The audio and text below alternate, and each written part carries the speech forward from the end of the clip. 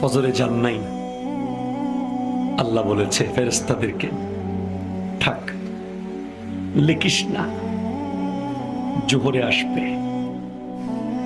আমার বান্দা তো। আল্লাহ পানি বন্ধ করে দেব? না না না, আমার বান্দা। খানা বন্ধ করে দেব? না না না, আমার বান্দা। আমি না গাফফার, আমি আল্লাহ না ক্ষমাকারী। আল্লাহ দোষগুলো দুনিয়াকে দেখাই দেব? না না না, আমি সাত্তার। রহমতের চাদর দিয়ে ঢেকে রেখেছেন। আপনি জান নাই? আপনাকে হাইয়া আলাস সালাহ বলার পর আবার হাইয়া আলাল ফালাহ বলেছেন।